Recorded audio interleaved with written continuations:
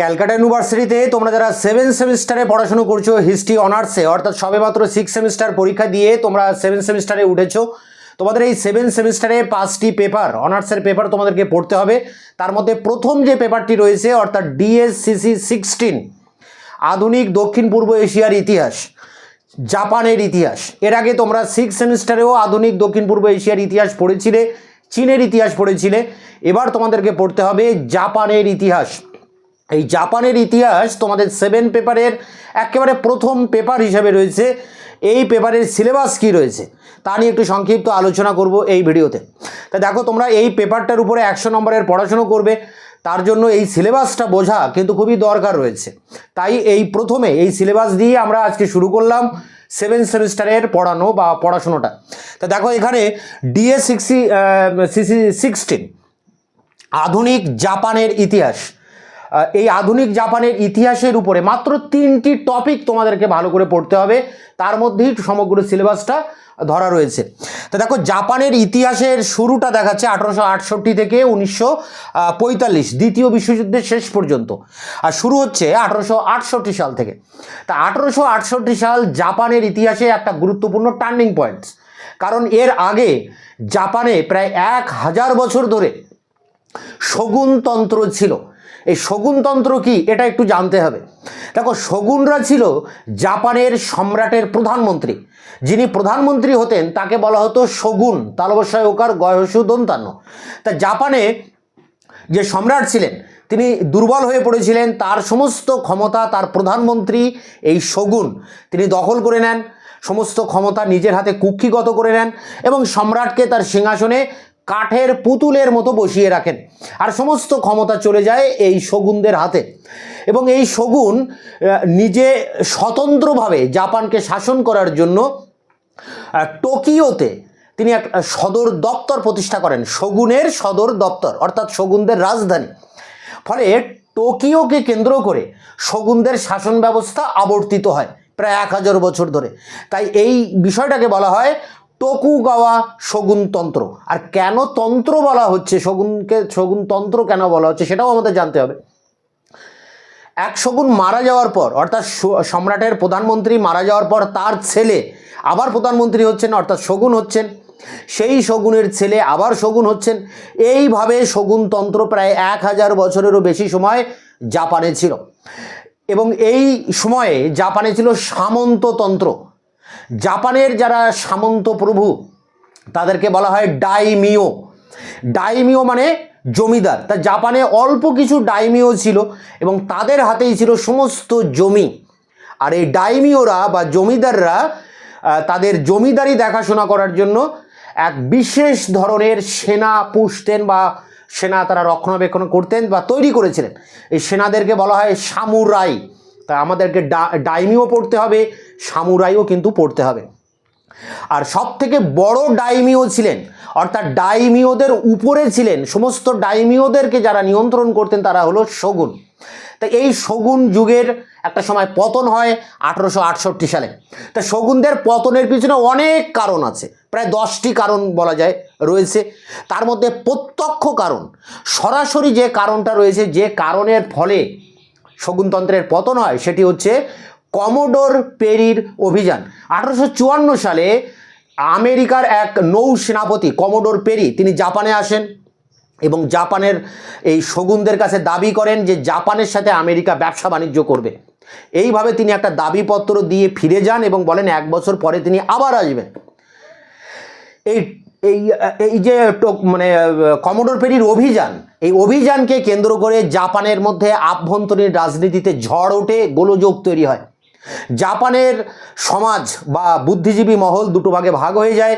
এক দল বলে যে এই আমেরিকার সাথে ব্যবসা বাণিজ্য জাপানের করা উচিত, আরেক দল বলে যে আমেরিকার সাথে ব্যবসা বাণিজ্য করা উচিত নয়। কারণ জাপানে আমরা এর আগে চীনে যেমন দেখেছি যে চীন পাশ্চাত্য শক্তি থেকে মুখ ফিরিয়ে রেখেছিল, পাশ্চাত্য শক্তির দরজা চীনে বহুত দিন বন্ধ ছিল। অবশেষে আমেরিকা, ইংল্যান্ড, ফ্রান্সের উদ্যোগে এখানে প্রথম এবং দ্বিতীয় আফিম যুদ্ধ হয়, সন্ধি ব্যবস্থা চাপানো হয় চীনের উপরে এবং চীনকে পাশ্চাত্য শক্তির কাছে উন্মুক্ত করে দেওয়া হয়।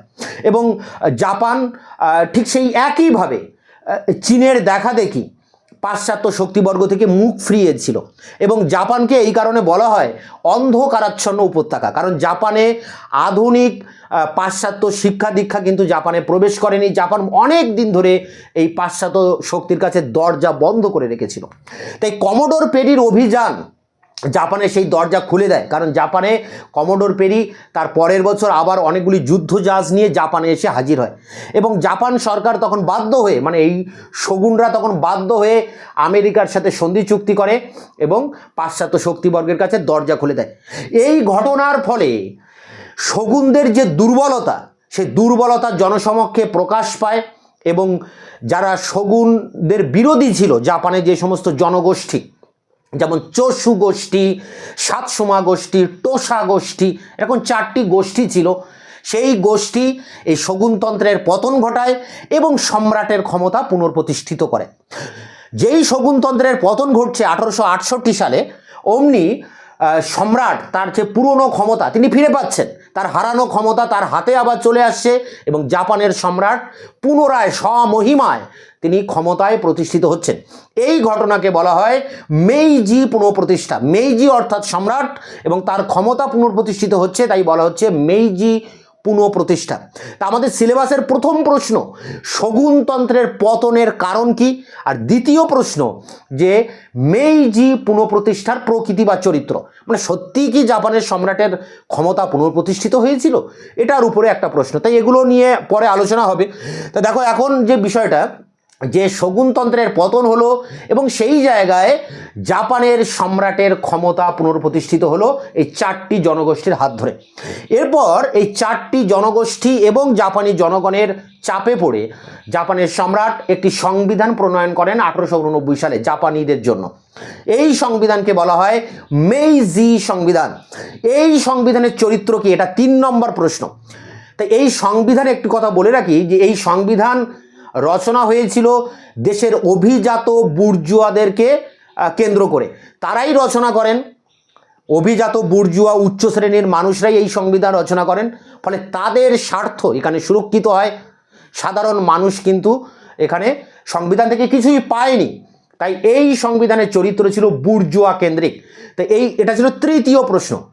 এরপর চতুর্থ যে প্রশ্নটা দেখো রয়েছে যে মেইজি সম্রাট বা জাপানের সম্রাটের ক্ষমতা পুনঃপ্রতিষ্ঠিত হচ্ছে এবং জাপানে শুরু হচ্ছে মেইজি যুগ।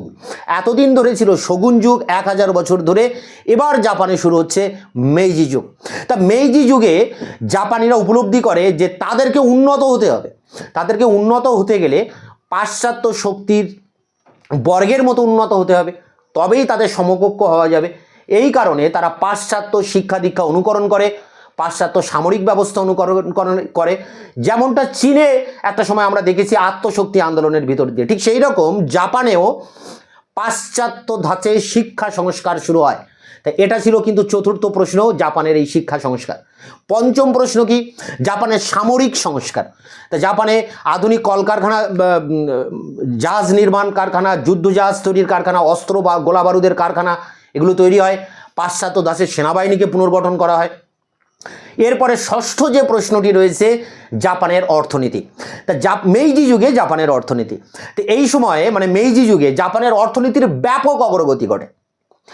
জাপানে যারা বুর্জুয়া শ্রেণী, যারা ধনী বণিক শ্রেণী, উচ্চ শিল্পপতি শ্রেণী, যাদেরকে আমরা বলি জাইবাৎসু, তো এই জাইবাৎসু শ্রেণী অর্থাৎ যারা বণিক শ্রেণী, তারা রাষ্ট্রীয় পৃষ্ঠপোষকতা পেয়ে, সম্রাটের পৃষ্ঠপোষকতা পেয়ে দেশের ভারী শিল্পের অগ্রগতিতে এগিয়ে আসে।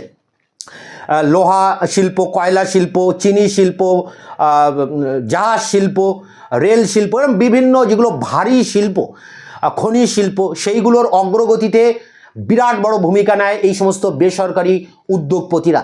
সরকারি সাহায্য পেয়ে তারা একচেটিয়াভাবে জাপানের অর্থনীতিতে আধিপত্য কায়েম করে।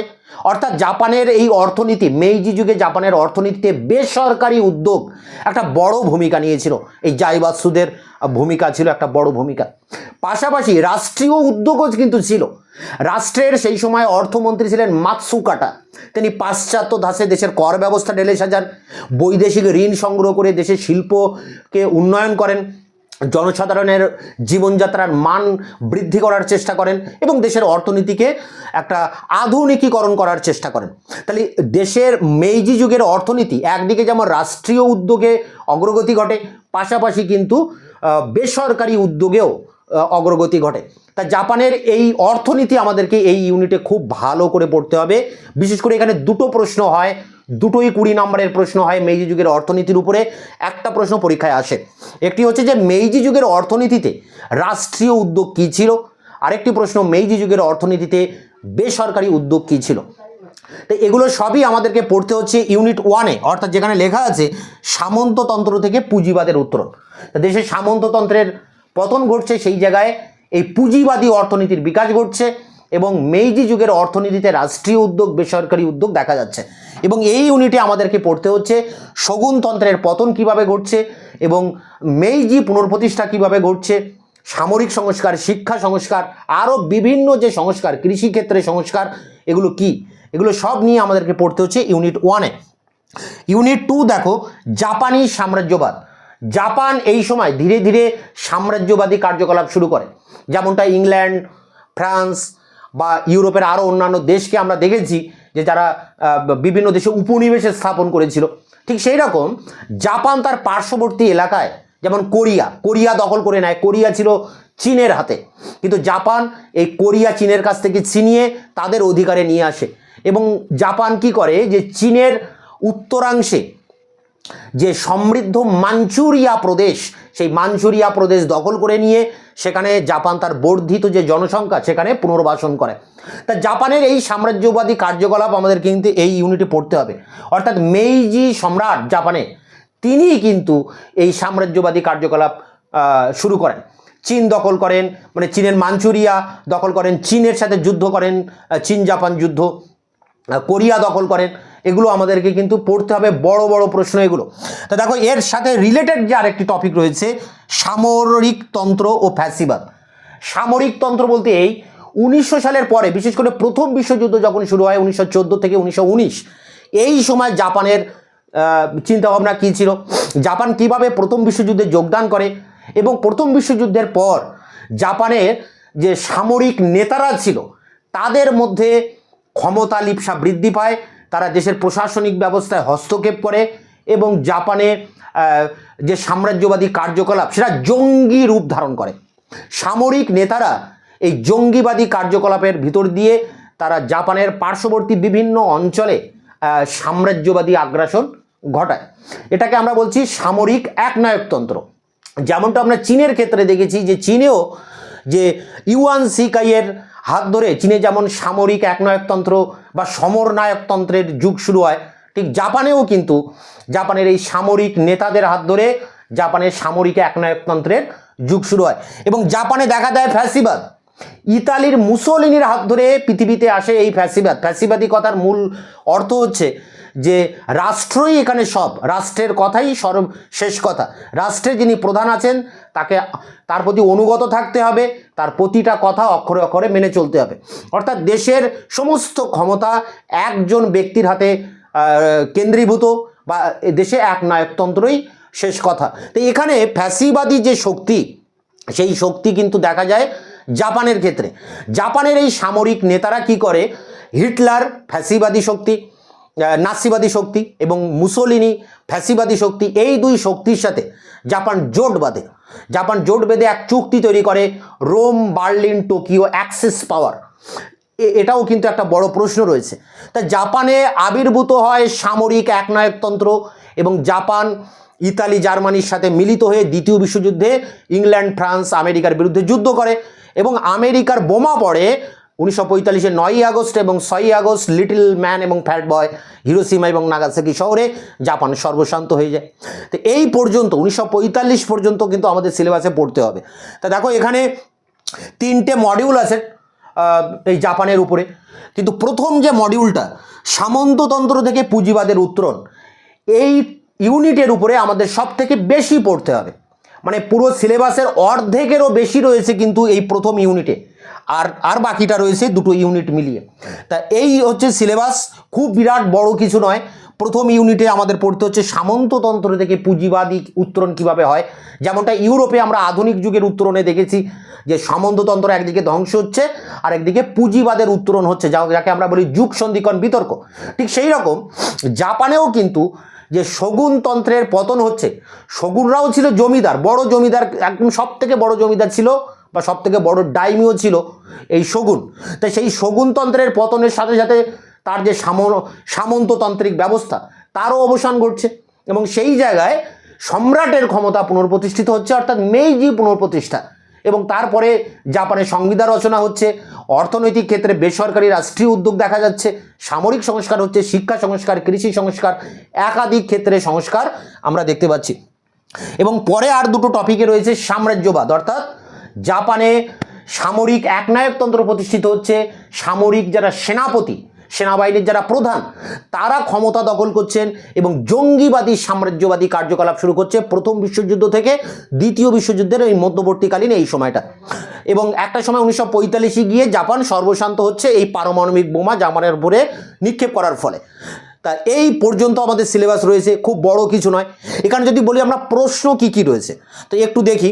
যে প্রথমেই রয়েছে শগুনতন্ত্রের পতনের কারণ, মেইজি পুনঃপ্রতিষ্ঠার প্রকৃতি, জাপানের সংবিধানের বৈশিষ্ট্য, মেইজি যুগের অর্থনীতিতে বেসরকারি উদ্যোগ, মেইজি যুগের অর্থনীতিতে রাষ্ট্রীয় উদ্যোগ, মেইজি যুগের সামরিক সংস্কার, জাপানের সমরবাদ বা সামরিক একনায়কতন্ত্রের উত্থান, রোম বার্লিন টোকিও অ্যাক্সিস পাওয়ার, জাপানের মাঞ্চুরিয়া আক্রমণ, প্রথম চীন জাপান যুদ্ধ, হ্যাঁ, জাপানের কোরিয়া আক্রমণ, কোরিয়া ক্রাইসিস, এরকম প্রশ্নগুলো এখানে রয়েছে। 8-10টা প্রশ্ন রয়েছে, মেন প্রশ্ন, এগুলোই তোমাদেরকে কিন্তু পড়তে হবে।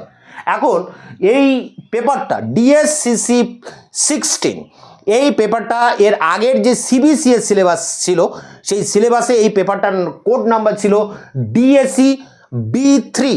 এই ডিএসসি B3 আর A3 দুটো পেপার পড়তে হতো। A3 ছিল বাংলার পেপার, বাংলাদেশের ইতিহাস, যেটা তোমাদের এই 7 সেমিস্টারে দ্বিতীয় পেপার, মানে এর পরের পেপারটি রয়েছে ডিএসসিসি 17 পেপার রয়েছে এই বাংলাদেশের ইতিহাসের উপরে। আমি তার সিলেবাস পরের ভিডিওতে নিয়ে আসছি।